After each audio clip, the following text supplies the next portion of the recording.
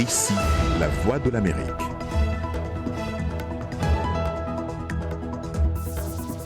Madame, Messieurs, bonsoir. Ravi de vous retrouver pour cette nouvelle édition de votre journal. On commence par les titres. Et c'est parti pour les élections européennes. Plus de 400 millions d'électeurs voteront dans 28 pays pour élire 751 députés européens. La Grande-Bretagne et les Pays-Bas ont donné le coup d'envoi.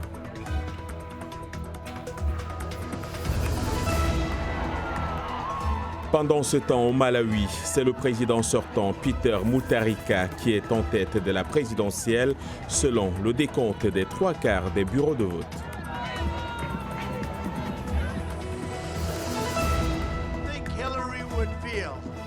Barack Obama aurait-il ordonné au FBI d'espionner l'équipe de campagne de Donald Trump en 2016? Le président américain et ses alliés l'affirment et exigent une enquête.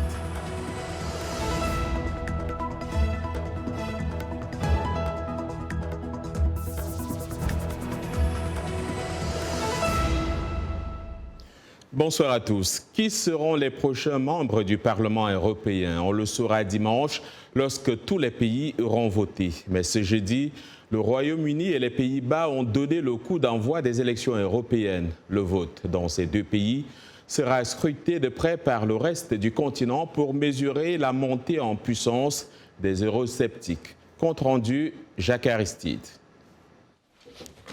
Au total, plus de 400 millions d'électeurs dans 28 pays voteront jusqu'à dimanche pour élire 751 députés européens. Au Royaume-Uni, le climat est plombé par le Brexit, qui monopolise les débats politiques. Il y a des élections européennes très importantes aujourd'hui. J'espère donc que les citoyens réfléchiront attentivement et voteront. Faute d'être sorti de l'UE dans les temps, le Royaume-Uni a été contraint d'organiser le scrutin, d'autant plus surréaliste que les députés britanniques pourraient ne siéger que quelques semaines au Parlement européen.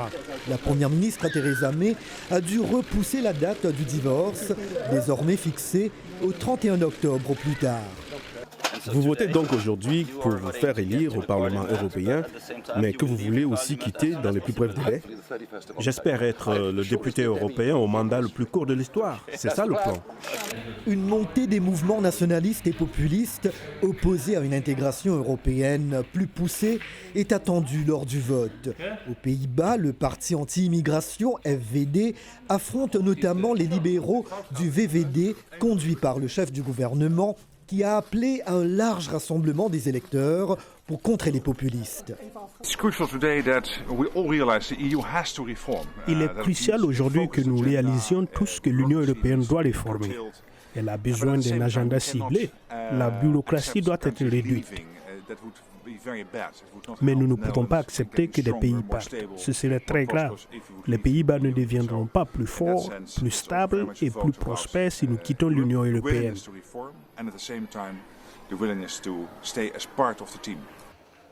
Demain, ce sera au tour de l'Irlande et de la République tchèque.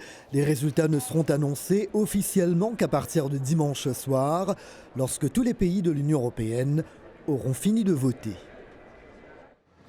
Élection également, mais cette fois présidentielle au Malawi, où le chef de l'État sortant, Peter Mutharika, est en tête selon le décompte des 3/4 des bureaux de vote, dévançant de 5 points le leader de l'opposition, Lazarus Chakwera. Les précisions avec Irénée Herman Umbo. Peter Mutharika, qui brigue un second mandat de 5 ans, obtient 40,49% des suffrages devant Lazarus Chakwera à 35,44% selon les chiffres de la commission électorale publiés jeudi en début d'après-midi. Nous avons reçu des résultats partiels des bureaux de vote de tout le pays. Le chef de l'opposition du Malawi, Lazarus Chakwera, avait pourtant affirmé mercredi soir être très largement en tête de la présidentielle organisée la veille selon un décompte partiel de son parti et avait accusé le camp du président sortant de vouloir frauder. Une situation qui appelle à la vigilance dans le pays. Je tiens à exhorter les habitants du Malawi à la prudence avec les résultats non officiels. Bien que certains résultats peuvent refléter le vote des gens et aider à faire des estimations, certains sont purement et simplement manipulés et peuvent inciter à la violence. Un fort mécontentement populaire alimenté par des pénuries de nourriture et des coupures d'électricité a marqué la présidence de Peter Mutharika, un homme aujourd'hui âgé de 78 ans. L'opinion a aussi en mémoire ce scandale de pot de vin à la suite de l'attribution d'un contrat de millions de dollars à la police. Son bilan économique est mitigé. La croissance a baissé d'environ 6 à 4% depuis 2014, mais le taux d'inflation a reculé de 23 à 9% selon le FMI. 7 candidats étaient en lice pour le scrutin de mardi. La société civile s'est réjouie du bon déroulement du scrutin. Nous invitons les Malawites, en particulier les partis politiques, les candidats et leurs partisans, de continuer à faire preuve de retenue et de magnanimité, à maintenir leur engagement d'avant les élections pour la paix dans un esprit d'unité nationale, de paix et de solidarité. De nombreux incidents avaient émaillé les opérations lors des élections générales précédentes en 2014.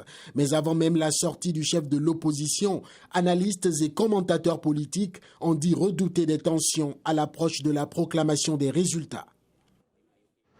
Autre sujet d'actualité, le groupe État islamique a revendiqué 2 attaques dans l'est de la République démocratique du Congo, dans le territoire de Béni, où selon des sources locales, une dizaine de personnes ont été enlevées jeudi. Dans le territoire de Béni, ces attaques sont généralement attribuées par les autorités aux forces démocratiques alliées, les ADF, des rebelles musulmans ougandais présents dans la région depuis plus de 20 ans. Restons en RDC, où les financements secrets dans le pays étaient au centre d'une rencontre organisée hier ici à Washington par le Centre africain de l'Atlantic Council en partenariat avec Enough Project, l'ONG de Century fondée par George Clooney qui combat la corruption en Afrique centrale. Y a présenté les conclusions de son rapport détaillant comment l'ex-président de la RDC, Joseph Kabila, et ses alliés ont manipulé le secteur financier du pays en leur faveur et ce que cela signifie pour le nouveau président Félix Tshisekedi et le peuple congolais. L'ancienne ministre française Ramayat, senior fellow à l'Atlantic Council, a modéré les échanges. Elle est au micro d'Arzuma Compaoré.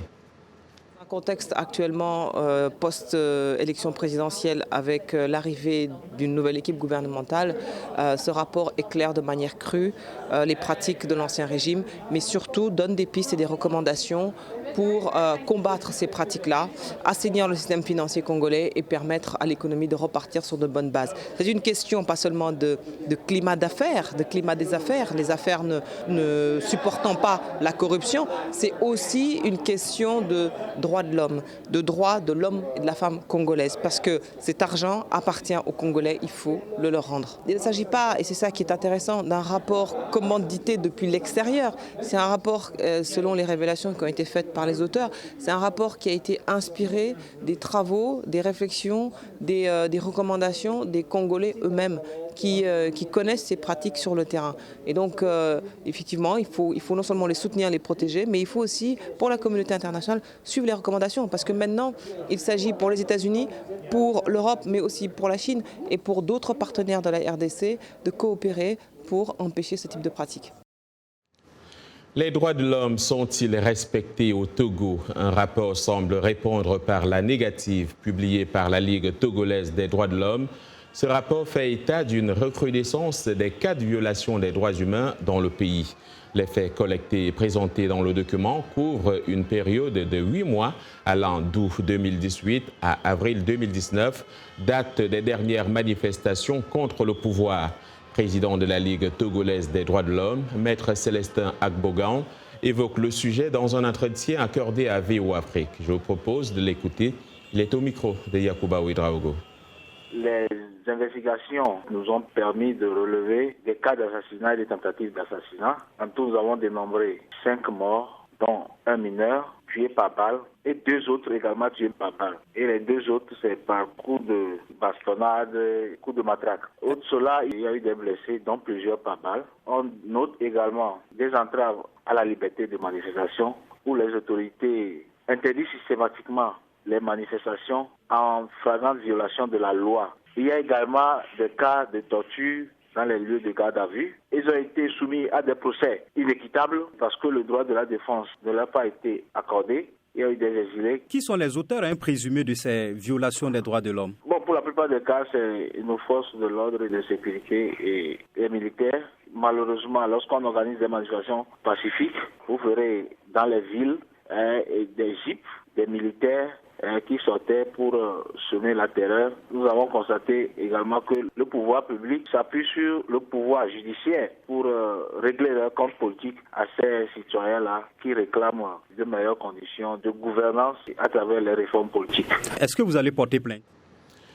La FAO, l'Organisation des Nations Unies pour l'alimentation et l'agriculture, est à la recherche de son prochain directeur général.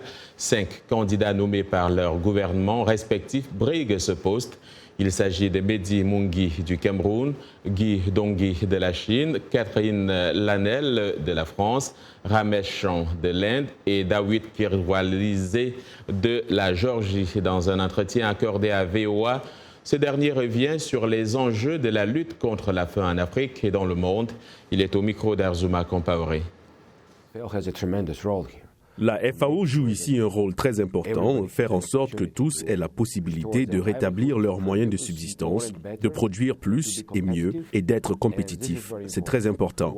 Ce dont nous avons besoin pour soutenir l'agriculture et la sécurité alimentaire, c'est de soutenir les emplois agricoles dans les zones rurales. Ce n'est pas directement une question d'agriculture, mais de développement rural, que la vie en milieu rural soit plus respectueuse. Le savoir et l'éducation, c'est très important, en particulier pour les jeunes, car s'ils veulent avoir leur place dans un monde globalisé, ils doivent être préparés.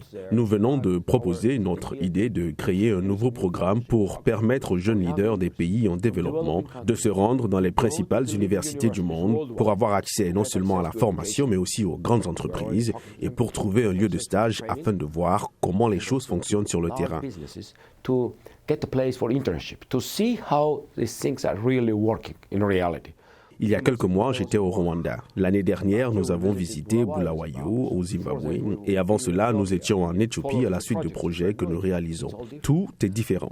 C'est pourquoi il faut faire confiance aux communautés locales car personne ne sait mieux qu'elles ce qu'elles veulent. Il faut juste les aider à améliorer leurs connaissances en éducation et suivre le développement. On parle aujourd'hui d'agriculture numérique, d'approche intelligente face au climat. La technologie se développe si rapidement que sans éducation des gens sur le terrain, ils ne pourront tout simplement pas en tirer profit. C'est pourquoi l'éducation et la formation sont si importantes.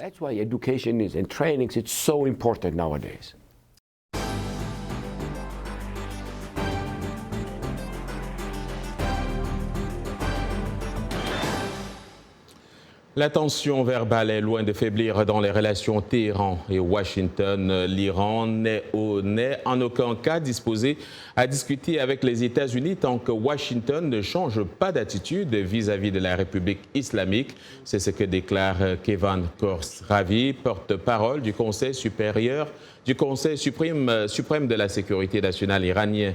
Téhéran et Washington ont rompu leurs relations diplomatiques en 1980, mais la situation s'est considérablement détériorée depuis que le président Trump a dénoncé l'accord de Vienne sur le nucléaire iranien.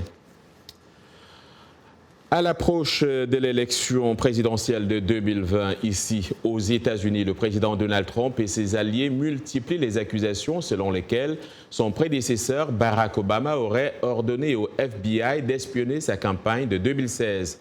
C'est ce que le président appelle le Spygate, une expression devenue familière lors des rallyes de Trump. Le mois dernier, le chef de l'exécutif américain a réitéré ses appels à enquêter sur les enquêteurs. Et la semaine dernière, le ministre de la Justice a lancé un examen de la décision des agences de renseignement d'enquêter sur les liens présumés entre la Russie et la campagne de Trump. Reportage Patsy Witakwazura, récit Morgan Guiriec. How do you think Hillary would feel if emails were never invented? Tout au long de la campagne présidentielle 2016, Donald Trump appelait à une mobilisation contre sa rivale démocrate, Hillary Clinton. 3 ans plus tard, le slogan a évolué. Mais après son investiture, le mandat de Trump a rapidement été entaché par l'enquête de Mueller sur l'ingérence russe dans sa campagne. Le rapport Mueller a conclu que l'équipe de Donald Trump n'avait pas coopéré avec la Russie pour s'immiscer dans les élections américaines. En revanche, il s'est gardé de déterminer si le président avait fait obstruction à la justice au cours de l'enquête, donnant ainsi aux démocrates un motif pour de nouvelles investigations. Depuis la publication du rapport Mueller, Trump dénonce ce qu'il qualifie de Spygate, affirmant que l'administration Obama avait un espion dans sa campagne. Le Spygate est devenu un thème récurrent dans ses meetings, notamment en Pennsylvanie. Maintenant, nous les tenons. Ils espionnaient notre campagne. La semaine dernière, le procureur général William Barr a ordonné un réexamen de la décision prise par le FBI en 2016 d'ouvrir une enquête de contre-espionnage sur la campagne de Trump. Si nous sommes inquiets de l'influence étrangère, pour la même raison, nous devrions nous demander si des représentants du gouvernement ont abusé de leur pouvoir pour faire pencher la balance de leur côté. Je ne dis pas que c'est arrivé, mais je dis que nous devons vérifier cela. Certains analystes estiment qu'il s'agit d'une stratégie de Trump visant à renforcer le soutien de son électorat. Ce que sa base aime chez lui, et depuis le début, c'est qu'il est combatif face à la tradition. Il est juste combatif sans relâche. Alors oui, ils vont enquêter sur les enquêteurs et franchement, ça ne sera pas bon pour lui. Ce mois-ci, le directeur du FBI, Chris Wray, a déclaré qu'il ne considérait pas la surveillance approuvée par le tribunal comme de l'espionnage, ajoutant qu'il n'avait aucune preuve que le FBI avait illégalement mis en surveillance la campagne de Trump. Vous regardez Le Monde aujourd'hui.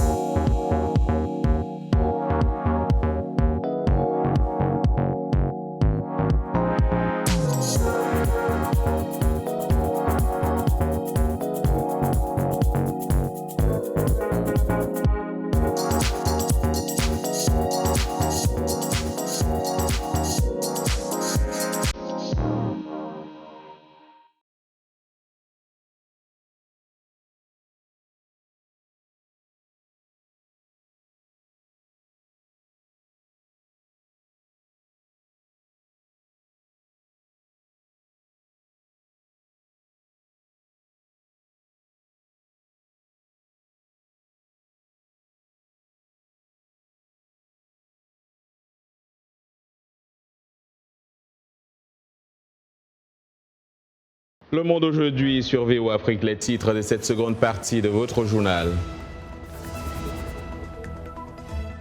En RDC, du sang neuf dans la riposte contre Ebola. Les Nations Unies et l'OMS ont de nouveaux représentants dans le pays pour mener à bien le combat.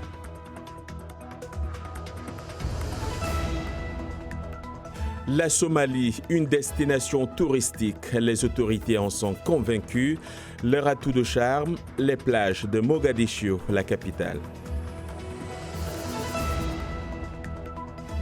En sport, le Gabon tient son nouvel entraîneur. Neveu remplace cousin à la tête des Panthères.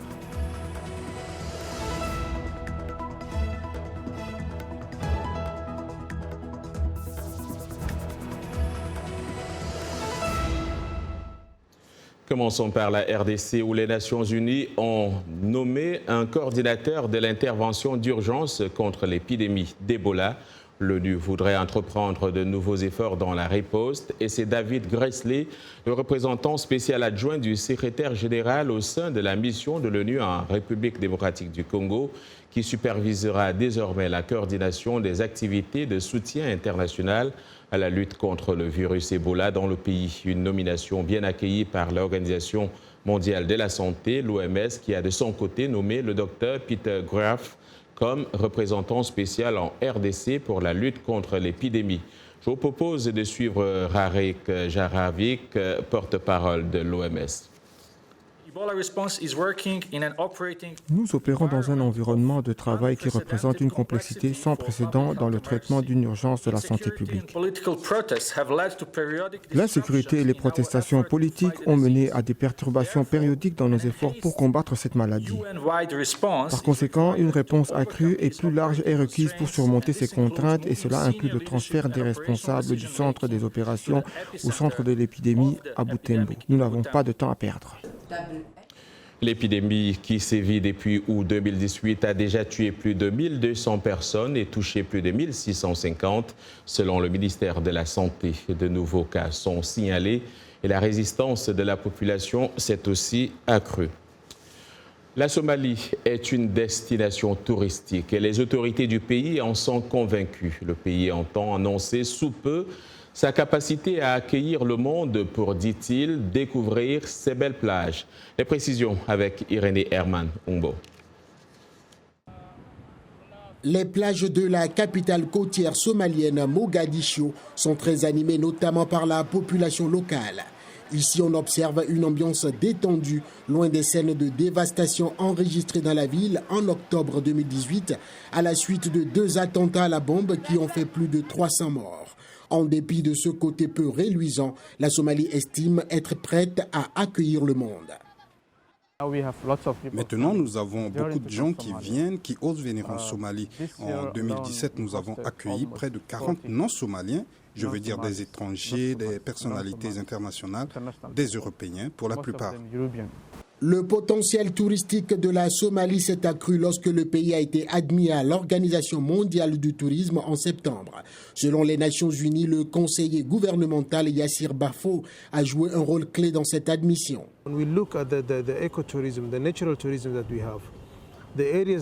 Lorsqu'on regarde l'écotourisme, le tourisme naturel que nous avons, les zones que les touristes peuvent visiter, comme les plages, la Somalie a le plus long littoral d'Afrique qui fait face à l'océan Indien.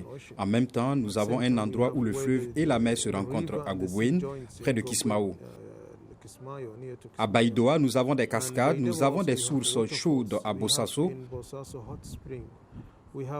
Nous avons des grottes, nous avons le sable blanc, tout cela fait donc partie du tourisme. Selon Bafo, les autorités de Mogadiscio sont à l'œuvre pour faire de la Somalie une destination touristique incontournable. Son pays, dit-il, est même prêt au-delà du tourisme à accueillir des conférences internationales. Et nous voici en sport avec Yacouba Ouedraogo. Yacouba, on commence par le football et au Gabon où neveu remplace cousin. Bonsoir John et bonsoir à vous, amis sportifs. Effectivement, le Gabon tient enfin son nouvel entraîneur, Patrice Neveu. Le technicien français remplace ainsi Daniel Cousin au poste de sélectionneur des Panthères. Il a déjà été coach, entre autres, en Guinée de 2004 à 2016, en République démocratique du Congo de 2008 à 2010 et en Mauritanie de 2012 à 2014. Patrice Neveu était récemment l'entraîneur du Oroya FC, club guinéen de première division qui l'a emmené en quart de finale de la Ligue des Champions. Il a pour mission de construire une équipe nationale gabonaise compétitive et combative pour prétendre participer aux prochains rendez-vous continentaux et mondiaux. Le poste de directeur technique national est revenu à l'ancien joueur Raphaël Nzamba, lui aussi nommé pour 4 ans renouvelables. Et puis, le mondial 2022 au Qatar se jouera finalement à 32 équipes et non pas à 48 nations.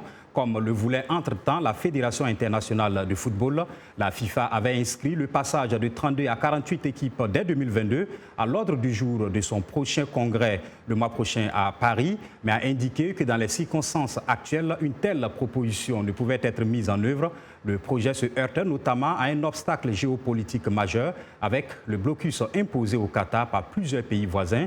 Le mondial 2022 conserve donc son format actuel avec 32 équipes.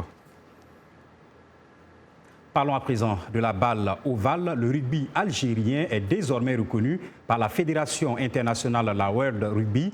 La jeune fédération algérienne de rugby, créée en 2015, a été acceptée par l'instance mondiale de la discipline comme membre associé. Elle peut, au bout de 2 ans minimum, demander l'affiliation à part entière à la World Rugby, condition pour pouvoir prétendre à se qualifier à la Coupe du monde de la balle ovale. La fédération compte une quarantaine de clubs et une équipe nationale qui jouera la Gold Cup 2019, entendez, la compétition africaine de première division. À demain. Merci Yacouba. Direction la localité de Noflé, sur la route du lac Rose, à 35 km à l'est de Dakar, la capitale sénégalaise. Un village de tortues a vu le jour depuis 1993. Ce centre de repeuplement récupère des tortues adultes et organise leur reproduction avant de les relâcher dans cette zone surveillée. Au village des tortues de Noflé, des centaines de tortues de 11 espèces, dont 4 marines, sont saluées chaque année par des milliers de visiteurs. Allons à la découverte de ce village avec l'agence Yuka Africa. Reportage. En partant de Dakar, il faut faire une demi-heure en voiture en longeant la route du lac Rose pour arriver au village des tortues, situé dans la localité de Noflaye, dans le département de Rufisque. Il est au cœur de la réserve spéciale botanique de Noflaye, placée sous tutelle du service des eaux et forêts. Ici, des centaines de tortues disposent chacune d'une fiche de sortie permettant de connaître notamment son poids et son origine. Elles sont protégées, entretenues et nourries pour éviter que ces espèces ne disparaissent. Depuis l'inauguration de la réserve en 1993, près d'1 millier de tortues ont été relâchées dans des zones surveillées. Lamine Diagne nous fait découvrir quelques espèces phares du village des tortues. Là, on a la nurserie, on a les bébés tortues. Ça, c'est les naissances de l'année passée, 2018. Donc, eux, ils n'ont même pas 1 an. Et ces bébés, ils naissent avec 45 grammes. Donc, c'est pourquoi on le protège dans la nurserie pour éviter les prédateurs. C'est pourquoi on a mis cette filet. Donc, c'est des tortues de terre, c'est des bébés tortues de terre. Et c'est celles-là qui vont grossir jusqu'à 100 kilos. Donc, et ils vivent 150 ans. Les œufs sont protégés parce que sur les œufs, il y a des prédateurs. Il y a des prédateurs, il y a le varon, il y a le rat de Gambie. La réserve des tortues de Noflaye est érigée sur une superficie de 16 hectares. Chaque jour, elle reçoit beaucoup de visiteurs sénégalais et étrangers venus découvrir sa faune spéciale. On a pas mal de gens qu'on connaît qui sont déjà venus. Donc voilà, en espérant qu'on soit nous aussi conquis par les lieux et qu'on soit passé une bonne après-midi. La tortue, c'est un animal préhistorique qui n'a pas évolué depuis des millions d'années, donc on vient voir un petit peu dans leur milieu naturel comment elles bougent, comment elles mangent, voilà. C'est notre 3e visite, je crois.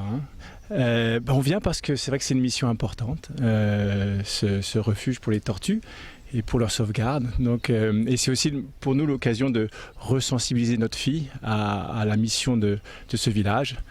Et c'est aussi un endroit super agréable. Vraiment extraordinaire parce que c'est important de voir à Dakar encore un poumon vert qui existe et également de voir une réserve de biotopes intéressante à visiter et de pouvoir voir également les tortues. C'est toute une histoire derrière.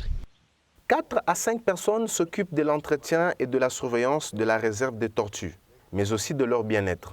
À ce jour, plus de 17 000 visiteurs y arrivent par an et la réserve vit de ces visites. Voilà pourquoi, tout en pensant à multiplier les activités, les responsables lancent un appel à l'État pour qu'il leur vienne en aide. Des tortues qui, au Gabon, peuvent hélas parfois terminer leur vie dans l'estomac des chimpanzés. En effet, des scientifiques allemands ont observé pour la première fois des chimpanzés sauvages en train de casser des carapaces de tortues pour se nourrir de la viande qui s'y trouvait, selon des chercheurs de l'Institut Max Planck d'anthropologie évolutionniste de Leipzig et de l'Université d'Osnabrück. Les chimpanzés se nourrissent de la viande de différentes espèces animales, mais la consommation de reptiles n'avait pas encore été observée. Publié dans la revue Scientific Report, l'équipe a observé des chimpanzés dans le parc national de Luanga au Gabon. Vous regardez Le Monde aujourd'hui en direct de Washington sur VOA Afrique. C'est la fin de ce journal.